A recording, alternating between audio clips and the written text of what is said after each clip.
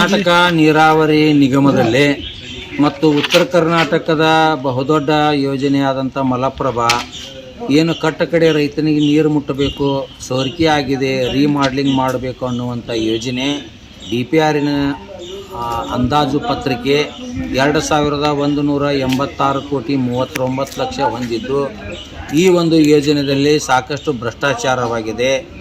ಕಟ್ಟಕಡೆ ರೈತನಿಗೆ ನೀರು ಮುಟ್ಟಲ್ಲ ರೀತಿಯಲ್ಲಿ ಕಾಮಗಾರಿಗಳಾಗಿವೆ. ರೈತನು ಹೋಗಬೇಕಾದ್ರೆ CD ನಿರ್ಮಾಣ ಮಾಡಬೇಕಾಗಿತ್ತು, ಅದನ್ನು ಮಾಡಿಲ್ಲ. ಈಗಾಗಲೇ ಲೋಕಾಯುಕ್ತರು ಕೇವಲ 3 ದಿನದಲ್ಲಿ ತನಿಖೆ ಮಾಡಿದ್ದಾರೆ. ಆ 3 ದಿನ ತನಿಖೆ ಮಾಡುವುದರಲ್ಲಿ ಸ್ಪಷ್ಟವಾದಂಥ ನ್ಯಾಯ ಸಿಗುವುದಿಲ್ಲ. ಕನಿಷ್ಠ 10 ದಿನ ಆದರೂ ಬೇಕು. ಈ ಒಂದು ತನಿಖೆ ನಡೆದಂಥ ಸಂದರ್ಭದಲ್ಲಿ ಅಧಿಕಾರಿಗಳು ನನಗೆ ಒತ್ತಡ, ಆಮಿಷ ಮತ್ತು ಈ ಎಲ್ಲ ರೀತಿಯಿಂದ ಒದಗಿಸಿದಂಥ ದಾಖಲೆಗಳು ನನ್ನ ಕಡೆಗಿದ್ದಾವೆ. ಈ ದಾಖಲೆಗಳನ್ನು ನಾನು ಲೋಕಾಯುಕ್ತ ಇಲಾಖೆಗೆ ಕೊಟ್ಟಿದ್ದೇನೆ, ರಾಜ್ಯದ ಮುಖ್ಯಮಂತ್ರಿಗಳಿಗೂ ಕೊಟ್ಟಿದ್ದೇನೆ. ಹಾಗಾಗಿ ನಾನು ಮಾಧ್ಯಮದ ಮುಖಾಂತರ ಯುಗಾದಿ ಆದ ನಂತರ ಮಾಧ್ಯಮದ ಮುಖಾಂತರ ನಾನು CDಯನ್ನು ಬಿಡುಗಡೆ ಮಾಡ್ತಾ ಇದ್ದೇನೆ. ನ್ಯಾಯ ಸಿಗುವವರೆಗೆ ನಾನು ಹೋರಾಟ ಮಾಡ್ತಾ ಇದ್ದೇನೆ. ನನಗೇನಾದರೂ ಲೋಕಾಯುಕ್ತ ಇಲಾಖೆಯಲ್ಲಿ ನ್ಯಾಯ ಸಿಗದೆ ಹೋದರೆ ನಾನು ಹೈಕೋರ್ಟ್ ಮೆಟ್ಟಲು ಏರುವುದು ಅನಿವಾರ್ಯ ಅನ್ನುವಂಥದ್ದು ಭಾಳ ಸ್ಪಷ್ಟವಾಗಿ ಹೇಳ್ತಾ ಇದ್ದೇನೆ.